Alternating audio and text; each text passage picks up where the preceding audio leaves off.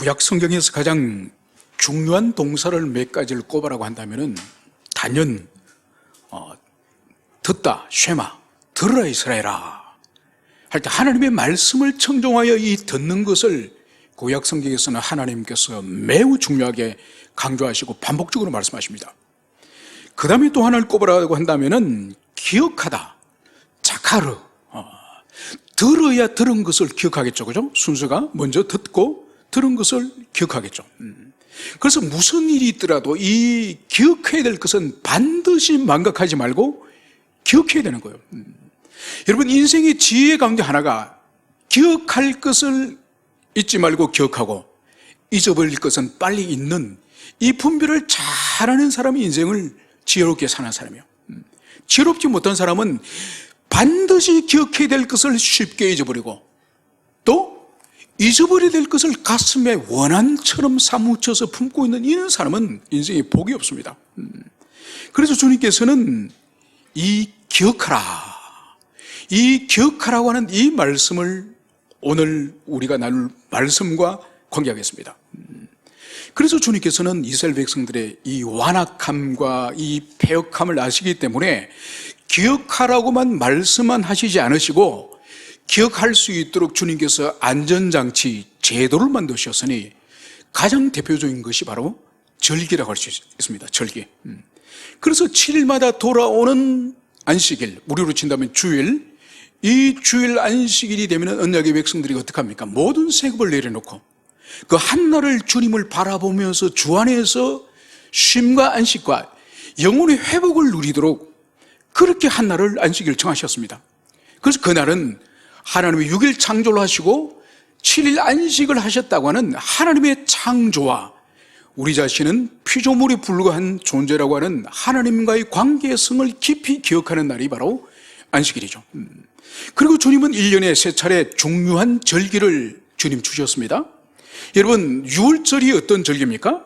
430년 동안 이집트의 노예로서 살아간 그들에게 도무지 자유와 해방을 다시 찾을 소망이 없는 그들에게 하나님이 찾아오셔서 그들에게 자유와 해방을 주신 그날이 바로 6월절이지 않습니까?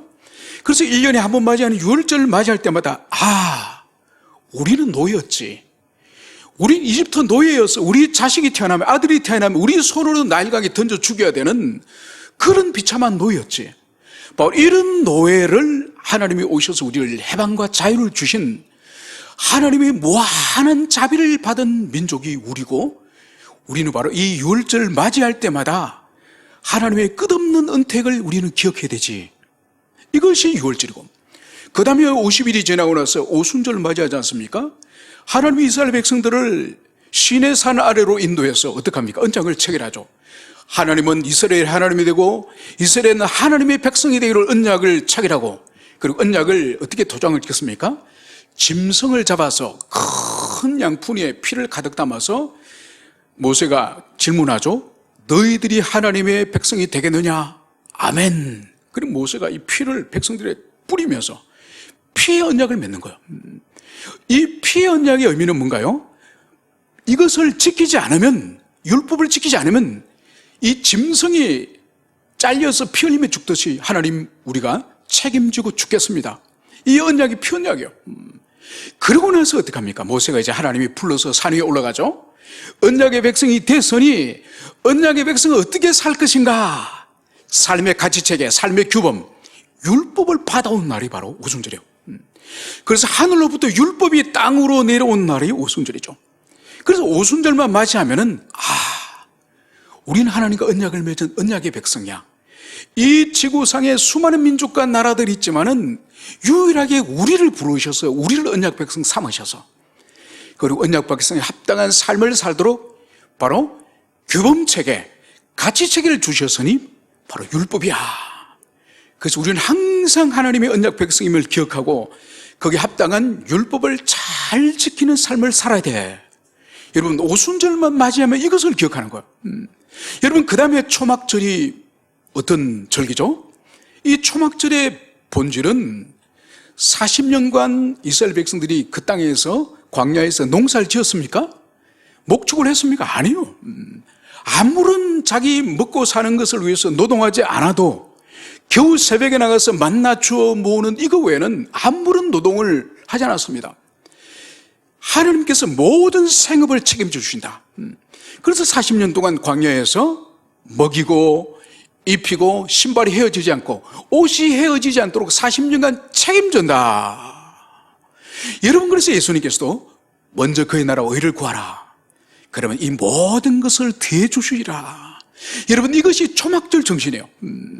그래서 이 세상 사람들은 아둥바둥 더 모으고 더 좋은 것을 먹고 더 좋은 집을 살려고 그렇게 하지만은 하나님 백성은 이 초막절을 맞이할 때마다 우리 조상들은 40년 동안도 광야에서 노동하지 않고 생업을 종사하지 않았지만은 하나님이 다 먹이시고 채워주신다. 그래서 먼저 하나님의 나라를 소망하며 살 때 주님이 모두 책임져 주신다. 여러분, 이 정신이 이스라엘 백성들이 1년에 3차례씩 절기를 맞이할 때마다 바로 하나님의 구속의恩총과 구속받은 언약의 백성들에 대한 하나님의 책임져 주심, 이것을 기억하도록 하는 것이 바로 주님이 이 이스라엘 백성들의 절기예요, 절기. 여러분, 이스라엘 백성들이 망한 이유는 이 절기 정신을, 이 주님의 이 복음의 핵심인 이 절기 정신을 다 잊어버린 거예요. 여러분, 이것을 오늘날 우리에게 적용하면은 그리도 십자가의 구속의 은총을 경험하는 거예요. 그분이 우리를 위해서 다른 것도 아니고 당신 자신의 생명을 죽이시면서 우리를 구속하셨다고 하는 이 엄청난 이 사실. 그래서 바울이 말하지 않습니까? 아버지께서 자기 아들을 주신 분께서, 아들의 생명을 주신 분께서 다른 것을 은사로 주지 않겠느냐? 여러분, 하나님께서 당신의 아들을 우리를 위해서 죽였다고 한다면 먹고 사는 문제 주님 책임져 주시지 않겠느냐, 이 말씀이에요. 그래서 그런 것들을 너희들이 염려하지 말고 오로지 주님의 나라와 주님의 의를 구하라. 이것이 바로 이 구약에서 이미 초막절을 맞이할 때마다 우리 예수님께서 산상수훈에서 이 말씀이 반복되고 있다는 것을 볼 수 있습니다. 그래서 우리에게도 이 경건의 삶을 움직이는 원동력, 이 동력은 바로 오늘날 우리에게는 주님의 십자가의 은총의 이 경험, 이것이 과거에 지나갔던 한 번의 경험이 아니라 현재적 내 마음속에, 우리 심령 속에 계속 현재 진행형으로서 그것이 있을 때에 하나님 백성으로 우리가 살아갈 수 있는 거죠. 구약의 이스라엘 백성도 마찬가지입니다.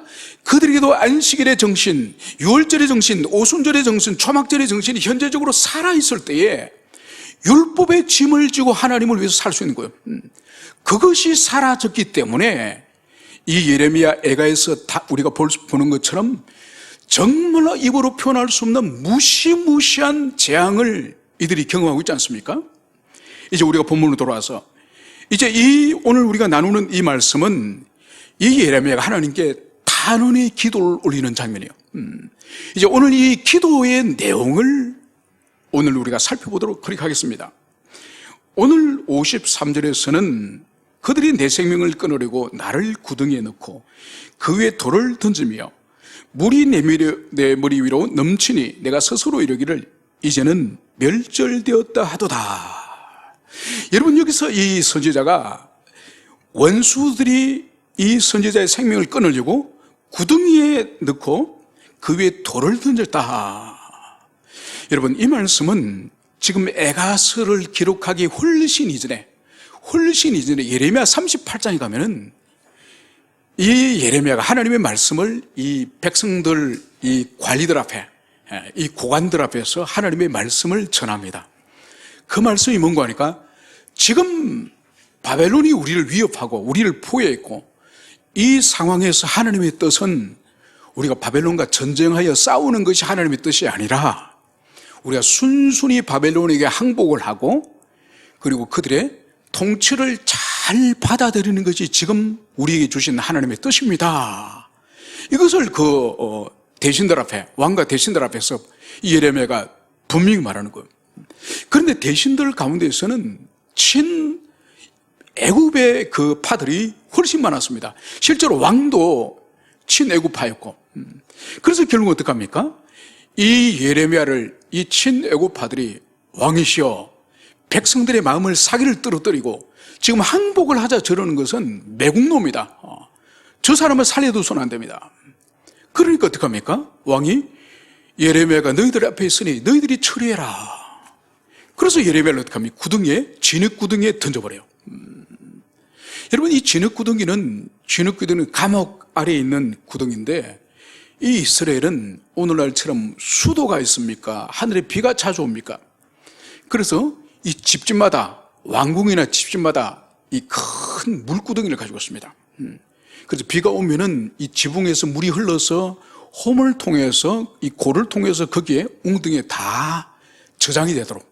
그래서 물이 필요할 때에 그 물을, 그리고 먹는 물이 이제 그 샘에서 길러서 먹지만은 집안에 어떤 청소를 한다든지 필요한 데는 그 웅덩이에 있는 물을 길러서 사용하는 거죠. 그런데 그 구덩이가 물을 이제 다 퍼내버리고 그 바닥에 진흙만 있는 거기다가 이 예레미야를 던진 거예요. 여러분, 그러면은 어떤 일이 벌어지겠습니까? 그 안에서 굶어 죽는 거죠.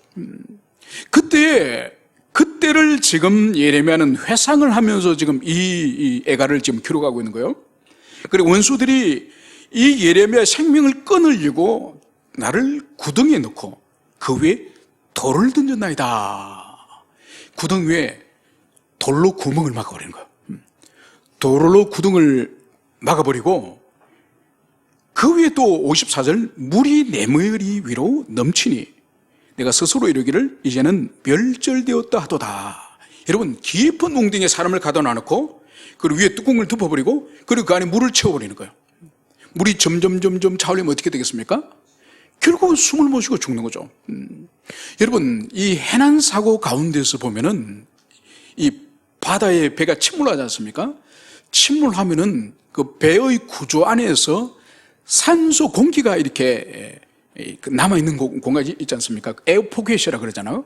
그래서 살아남은 사람들이 가끔 아주 희귀하게 그 에어포켓을 찾아서 헤엄쳐 와서 그 밀폐된 공간 안에 이 산소가 남아있는 거기에 얼굴을 내밀고 구조 요청을 하는 거죠. 지금 예레미야가 지금 물구덩이에 빠졌고 그리고 그 위에 돌로 뚜껑을 덮어버렸고 그리고 거기에 지금 원수들이 물을 채워넣는 거예요. 그러면은 물이 점점 차오르면 나중에 에어포켓이 다 차버리면은 결국은 예레미야가 죽는 거예요. 여러분, 그런데 이것을 우리가 가만히 살펴보면은 예레미야는 그런 경험을 당하지는 않았습니다. 여기서 볼 수 있는 것이 바로 뭔가 그러니까 예레미야가 자신의 경험을 토대로 하여서 지금 유다가 경험하고 있는 것을 지금 여기서 융합적으로 지금 묘사하고 있는 것을 볼 수 있습니다. 그리고 여기서 우리가 또 이해되는 것은 이 예레미야 애가에서 지금 이 3장에서 내 생명을 끊으려고 나를 구덩이에 넣고 내 머리 위로 물이 넘치니, 여러분, 이것은 예레미야 자신에 대한 고백과 자신에 대한 경험과 이것을 지금 남유다가 당하고 있는 이 환란을 지금 융합시켜서 지금 말하고 있는 거예요. 그래서 여기서 나를, 내 생명, 내 머리 위로, 이것은 예레미야 자신을 의미하기도 하지만 그러나 확대 적용하여서 유다가 당하고 있는 환란을 지금 말하는 거예요. 여러분, 그래서 예레미야는 머리 위로 물을 부어서 웅덩이가 물에 차는 경험을 하지 않았습니다. 그냥 마른 웅덩이에 떨어졌을 뿐이에요. 그런데 지금 내 머리 위로 물이 넘치고 그리고 이제 내가 멸절하게 되었다.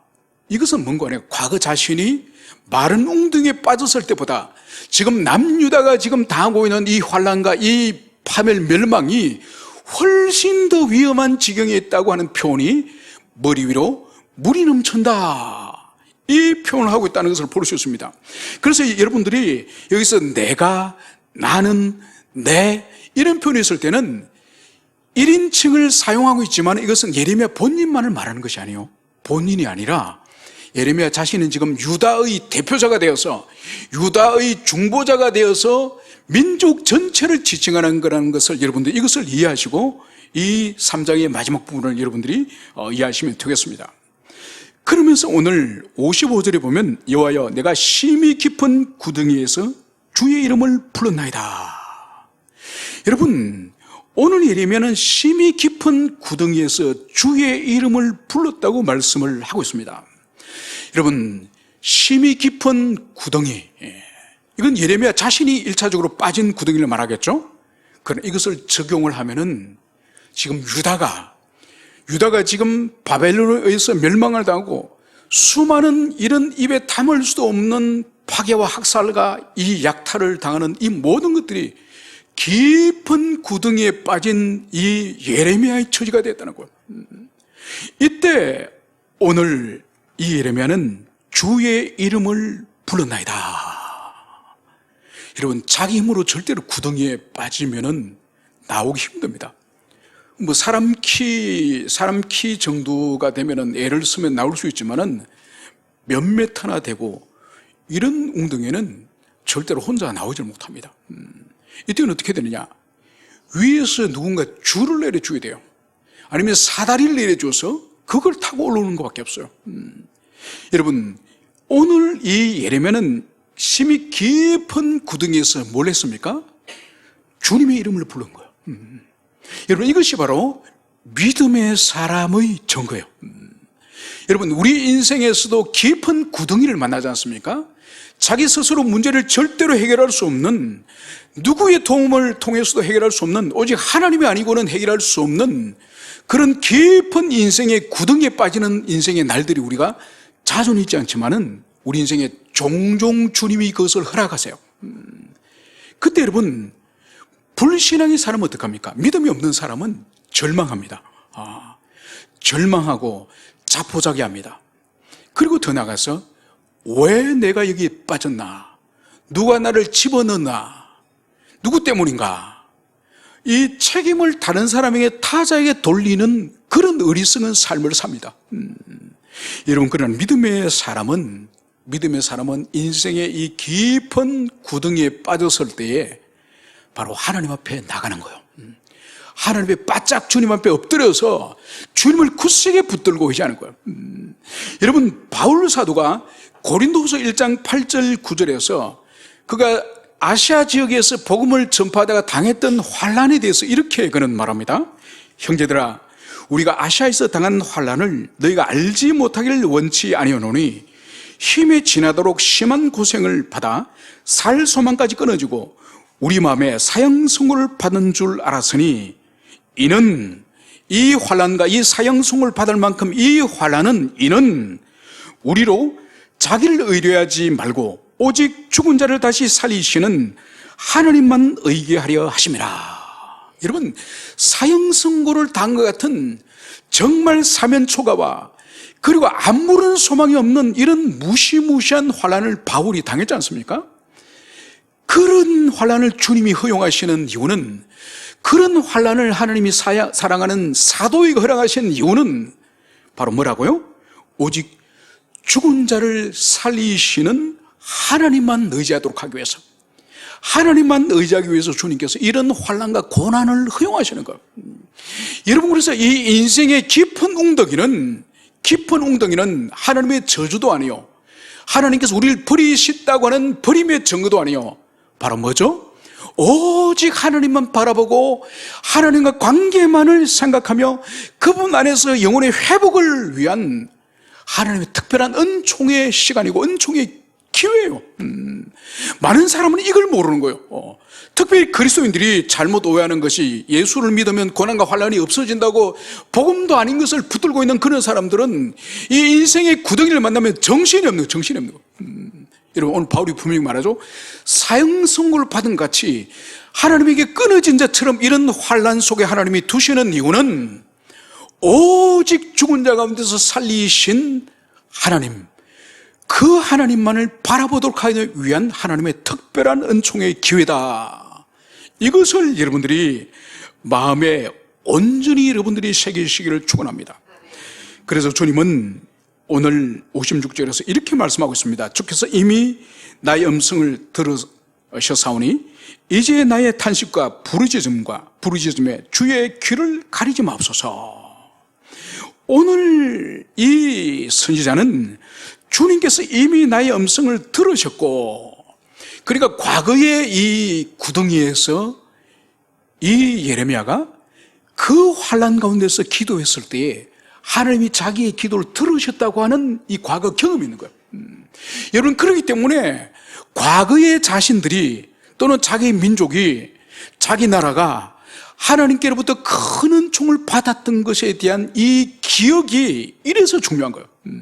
그러니까 개인적인 은혜 체험, 아니면 우리의 가족, 우리 가정에 하나님 베풀어 주셨던 은혜 체험, 우리 교회에, 우리 민족에, 이 은혜 체험에 대해서는 잘 우리가 겪어야 되는 것. 그것이 살아있어야 되는 거예요. 그래서 오늘 보세요. 오늘 이 선지자가 지금 현재 이 탄식을, 이 부르짖음을 주님의 귀에 이제 외치면서 주님께서 그것을, 주님의 귀를 당신이 가리지 마십시오, 들어주십시오, 이렇게 간절히 호소할 수 있는 원동력이 바로 뭐죠? 과거에 하나님이 이미 자기 음성을 들으셨고, 이미 자기 음성을 들으시고 자기를 구원하셨고 자기의 은총을 베풀어 주신 그 경험과 확신이 있기 때문에 지금도 담대하게 기도하고 부르짖는 거예요. 여러분, 그래서 신앙생활에 있어서 하나님에 대한 은혜의 체험이 없는 사람은 참 불쌍한 사람이고 불행한 사람이에요. 그런 사람은 하나님 앞에 담대함이 없는 거예요. 기도하지 못하는 거예요. 주님 앞에 나가지를 못하는 거예요. 여러분, 그래서 이 예레미야가 과거의 은총의 경험, 과거의 하나님의 응답의 경험을 따라서 현재적으로 당하고 있는 이것을 호소하는 것처럼 여러분에게도 하나님의 은총의 경험이 여러분들이 인생의 깊은 구덩이에 빠졌을 때 우물쭈물하지 않고 절망하지 않고 자포자기하지 않고 담대히 외칠 수 있는 그런 원동력이 되기를 축원합니다. 이제 57절에서는 내가 주께 아린 날에 주께서 내게 가까이 하여 이르시되 두려워하지 말라 하셨나이다. 여러분, 지금 이 예레미야는 과거의 자신이 웅덩이에 빠졌을 때에 웅덩이 속에서 그가 무엇을 하였는지를, 그것을 여기서 보여주고 있습니다. 그리고 하나님은 자신에게 어떻게 또 대하셨는지 이것을 57절에서 과거의 경험을 지금 토로하고 있습니다. 바로 내가 주께 아랫날에, 웅덩이 속에서 이 예레미야는, 사람들은 예레미야를 웅덩이에 던져서 굶어 죽게 만들려고 했지만은 예레미야는 웅덩이 속에서 오늘 하나님께 아뢰었다고 말씀하고 있습니다. 그래서 절망과 이 비참과 환난 가운데서 하나님께 아뢰일 수 있는 이런 믿음을 이 선지자가 가졌음을 볼 수 있습니다. 바로 여기에 대해서 하나님이 어떻게 하시냐? 주께서 내게 가까이 하여 이르시되 두려워하지 말라.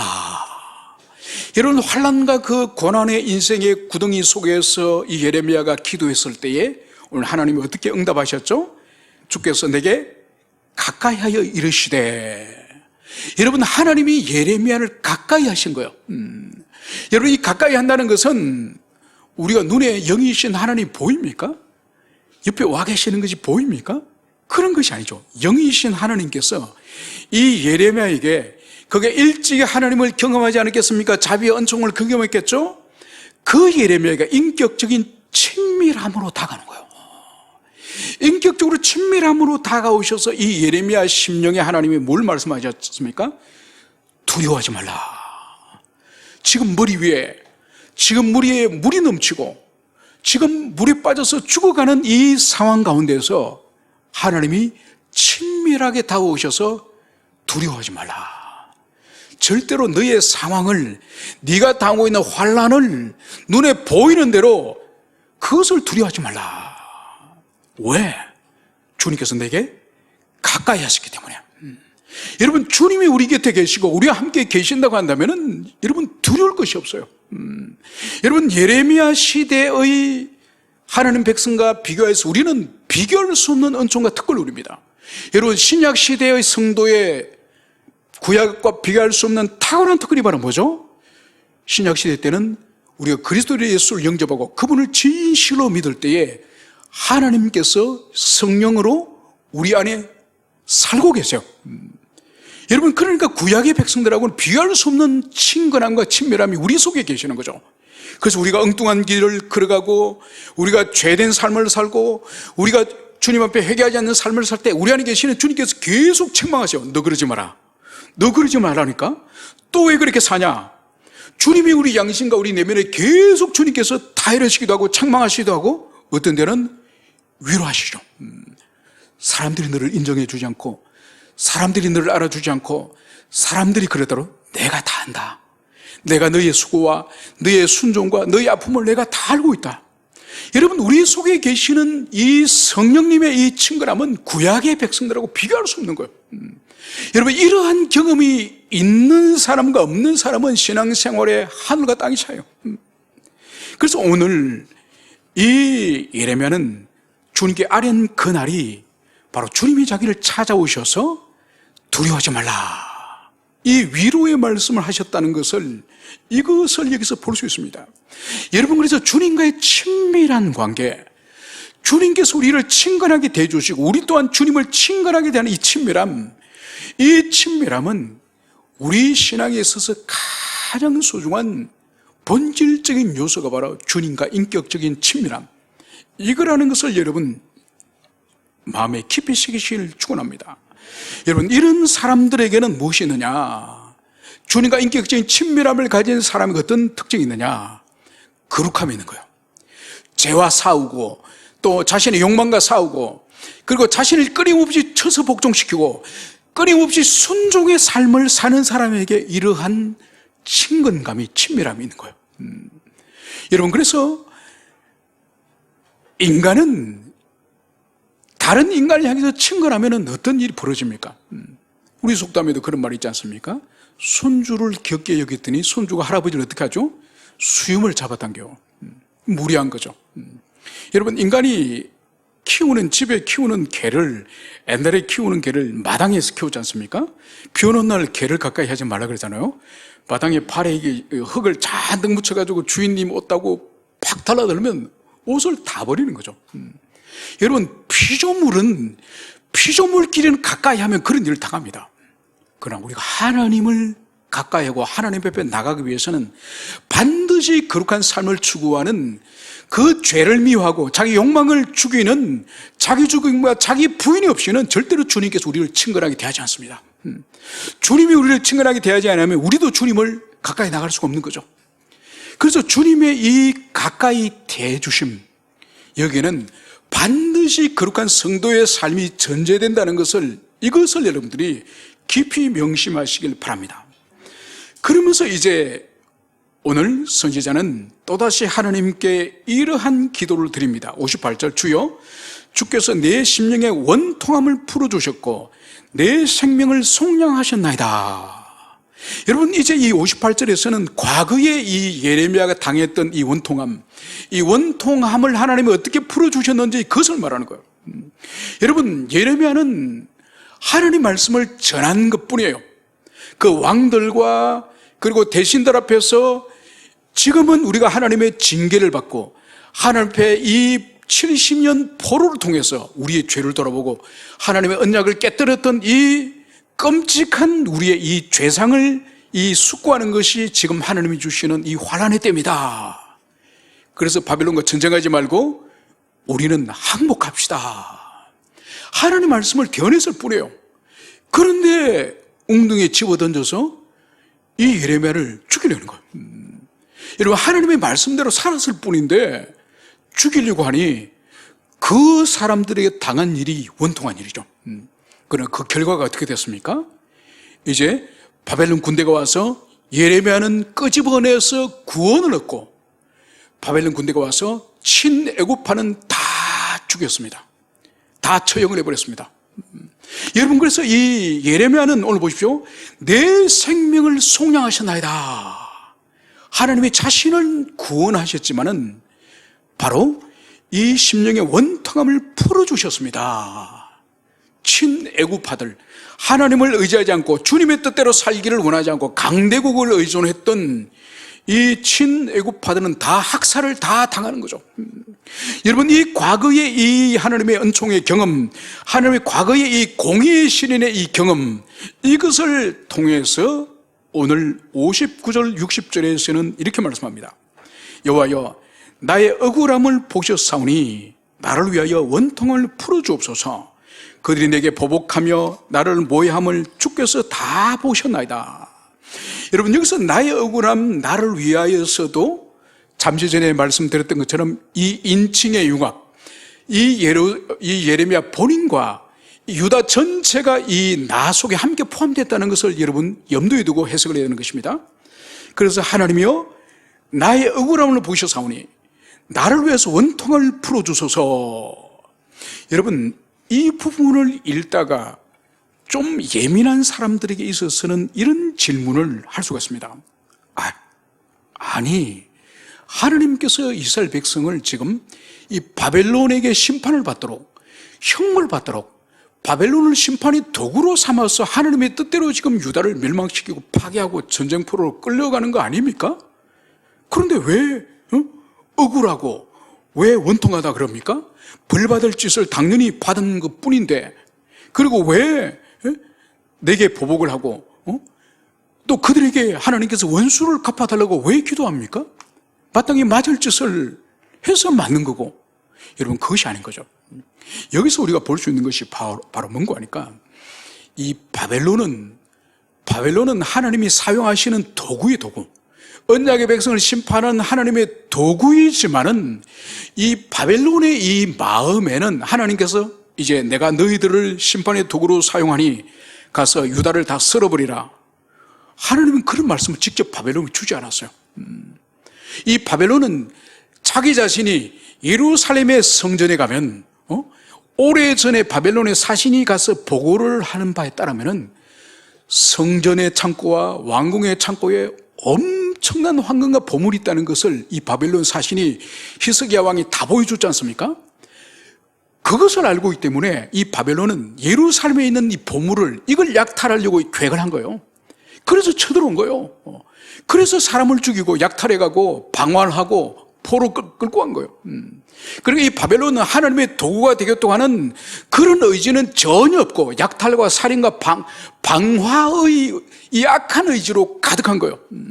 여러분, 그렇기 때문에 이들은 당연히 자기의 이 악한 의지, 악한 행동에 대한 책임을 지고 하나님의 심판과 벌을 받아야 되는 거죠.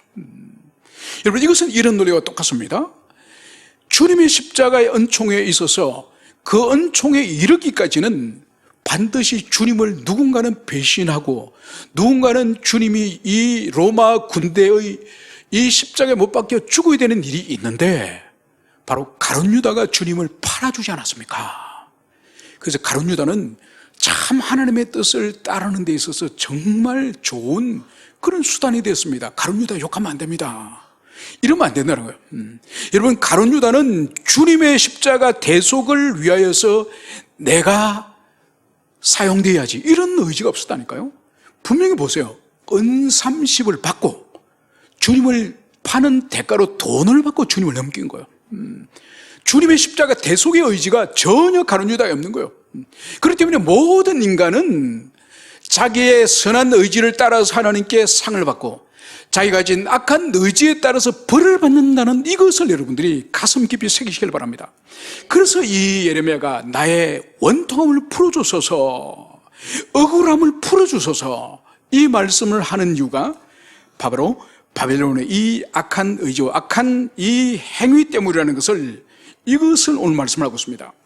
그래서 오늘 이제 이 예레미야는 61절, 2절, 63절에서 이렇게 말씀합니다. 여호와여, 그들이 나를 비방하여 나를 모해하는 모든 것, 곧 일어나 나를 치는 자들의 입술에서 나오는 것들과 종일 나를 모해하는 것을 들었으며 그들이 앉으나 서나 나를 조롱하여 노래하는 것을 주목하여 보옵소서.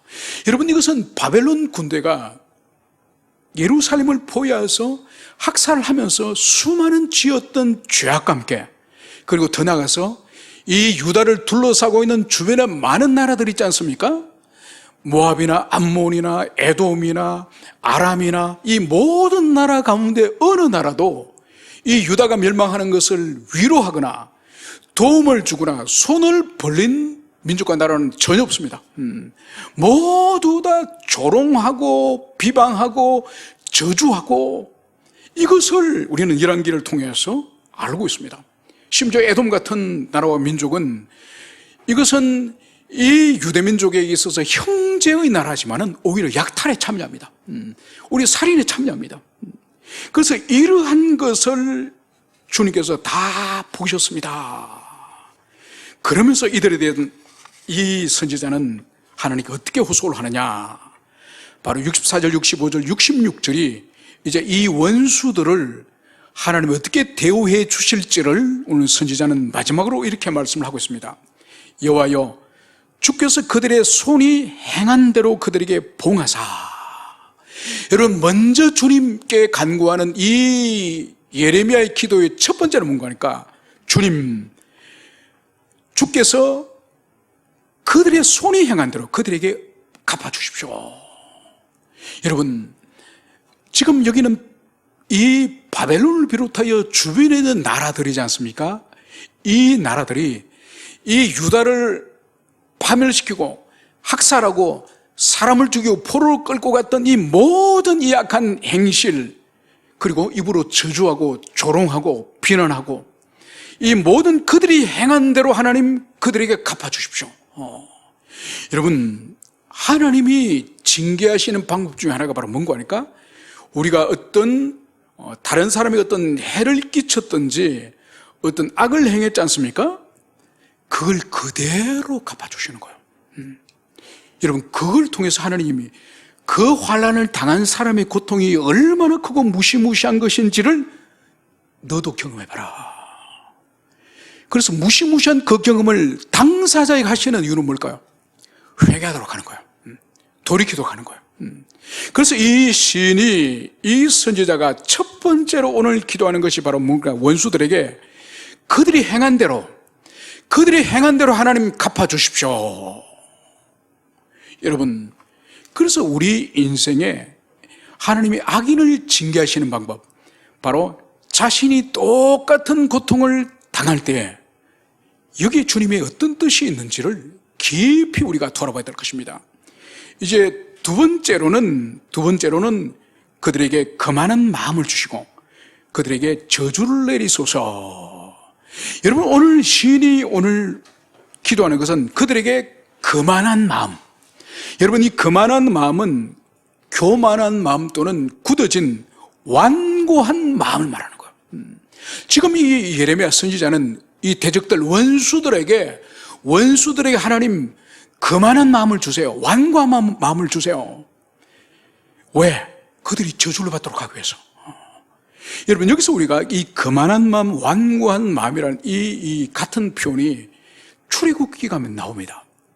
출애굽기 가면은 이집트 파라오가 나일강이 피로 물들면서 그 이후로 이라든지 팔이라든지 재앙이 계속 10가지 재앙이 임하지 않습니까?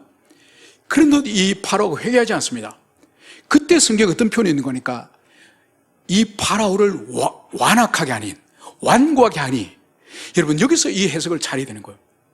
하나님이 완고하게 했다고 이 표현이 되어 있지만, 여러분, 하나님은 사람에게 악을 행하는 분이 아니에요. 만약 하나님이 파라오를 직접적으로 완고하게 했다면 이 파라오에게는 책임이 없는 거죠. 하나님이 완악하게 했다고 한다면. 이건 뭔가 하니까, 사람의 패역한 마음을 주님께서 은혜를 베풀어 주셔서 회개하고 돌이키도록 하기 위해서 주님이 은혜를 베풀어 주지 않습니까? 그런데 완고한 사람을 완고한 대로 내버려 두는 말하는 거예요. 마치 이런 것과 똑같죠? 어떤 사람이 이 밧줄을 붙들고 절벽에 좀 매달려 있습니다. 밧줄을 붙들고. 그래서 위에 사실이 한 사람이 이 밧줄을 붙들고 있는 거예요. 붙들고 있기 때문에 이 사람이 떨어지지 않고 지금 절벽에 매달려 있는 거예요. 그런데 위에 있는 사람은 이 사람의 밧줄을 붙들어 줄 의무가 있는 것은 아니에요. 자기가 놔버릴 수도 있고 당겨 올려서 살릴 수도 있습니다. 하나님은 주권자이시고 왕이세요. 그래서 이 파라오의 완악한 마음을 그냥 내버려 두는 거예요. 그리고 파라오가 10가지 재앙을 당해도 끝까지 그 하나님 앞에 회개하지 않지 않습니까? 여러분, 그것처럼 오늘 이 예레미야가 오늘 기도하는 것이 바로 뭔가 하니까, 그들에게 거만한 마음, 교만한 마음, 완악한 마음을 그대로 내버려 두십시오. 왜? 그들이 저주를 받아야 되니까. 여러분, 그래서 우리가 여기서 이 본문의 말씀은 아주 중요한 말씀이에요. 우리 신앙생활에 아주 중요한 말씀이에요. 그래서 우리가 어떤 인생의 환난을 당하고 큰 하나님의 징계를 만났을 때에 반드시 주님 앞에 엎드려서 통해 자복을 하고 하나님과 관계에 있어서 회복이 되지 않고 그대로 방치하면 안 되는 거예요. 그러면 죄의 지배 가운데 있을 때 완악한 마음의 상태가 계속 유지되는 거예요. 여러분, 우리 육체는 면역 체계가 있어가지고 시간이 지나면은 우리 면역 체계 안에 작용을 해가지고 웬간한 질병은 다 고쳐요. 감기 같은 경우는 일주일 고생하면은 낫습니다. 또 찢어지고 상처가 나면은 한 2주 정도 시간 지나면 피가 마르고 딱지가 않고 딱지가 떨어지면 한 2, 3주 하면 웬간한 상처 다 낫습니다. 여러분, 영혼은 안 낫는 거예요. 영혼에게는 하나님의 은혜가 들어가서 은혜를 통해서 치유되지지, 영혼은, 그 범죄한 영혼은 1년이 지나고 10년이 지나도 저절로 나아지는 거 절대로 없습니다. 육체는 시간이 지나면 안에 면역체계가 있어서 회복시키지만은 여러분, 영혼은 면역체계가 없어요. 반드시 참회하고 회개하고 하나님께 돌아오고 주님 앞에 자신을 겸손히 낮추지 않으면 영혼은 절대로 회복이 안 되는 거죠. 그래서 보세요. 오늘 예레미야는 그만한 마음을 그냥 두십시오. 왜? 그들이 저주를 받아야 되니까. 그래서 여러분, 이 돌이키지 않는 깊은 영적 침체 속에서 한번 경험했던 그것이 돌이키지 않으면은 가장 먼저 나타나는 것이 뭔가 하니까 죄가 죄로 인식이 안 되는 거예요. 자신이 지금 어떤 하늘 앞에 죄를 지었고 어떤 영혼의 위기에 처해 있고 자신이 지금 어떤 절망의 상태에 있는지를 모르는 거예요. 여러분, 이것이 얼마나 지금 위험한 상태인지를 아는 그 자체가 은총이라니까요. 그러면서 마지막으로 오늘 이 선지자는 66절에서 이렇게 하나님께 간구합니다. 주께서 진노로 그들을 뒤쫓아사 여호와의 하늘 아래서 멸하소서. 여러분, 저주의 절정이에요. 저주문의 절정을 지금 예레미야는 하나님께 기도하는 거예요. 그것이 바로 뭐죠? 하나님, 당신의 진노를 가지고 그들을 추적하십시오. 그들을 놓치시지 마시고 당신의 진노를 가지고 그들을 끝까지 추적하셔서 하나님, 이 하늘 아래 그들이 존재하지 못하도록 그들을 멸하소서. 이 완전히 이 저주의 절정을 지금 선언하는 거예요. 그래, 그들이 이 땅에서 존재하지 못하도록 그들을 소멸시켜 버립시오. 이 저주를 지금 하나님께 간절히 기도하는 거예요. 그러니까 이것은 저주시죠. 여러분, 여기서 우리가 주의해야 될 것은 바로 뭔가 하니까 이것은 예레미야가 또 유다가 하나님께 어떤 사적인 보복을, 사적인 원수를 갚아달라는 의지가 여기 시에 있는 것이 아닙니다. 이건 뭔가 하니까 하나님의 공의를 실현하소서, 하나님의 의를 드러내소서. 왜냐하면 바벨론을 비롯하여 주변에 있던 모든 그 나라들이 도대체 이 유다가 그들에게 무슨 해를 끼쳤습니까? 무슨 잘못을 했습니까? 하나님께 잘못한 것이지 주변 나라에 잘못한 것은 없습니다. 그런데 짓밟고 파괴하고 조롱하고 모욕하고 저주했으니 바로 그들은 하나님의 공의에 의해서 심판을 받는 것이 하나님의 의를 실현하는 것이죠. 그래서 오늘 시는 마지막으로 그들을 저주하면서 하나님, 그들을 이 하늘 아래에서 멸하십시오. 이 무시무시한 이 단언을 하는 것을 볼 수 있습니다. 여러분, 이것은 우리에게 적용을 하면 우리에도 마찬가지예요. 우리가 다른 이웃을 함부로 저주하고 비난해서는 안 되지만은 명백하게 하나님의 교회를 회방하고 그리고 명백하게 하나님 나라를 대적하는 원수들이 있지 않습니까? 영적 원수들, 그들에 대해서는 우리가 피 흘리기까지 싸워야 되는 거죠. 그래서 요한계시록 마지막 19장에 가면은 어떤 장면이 등장합니까?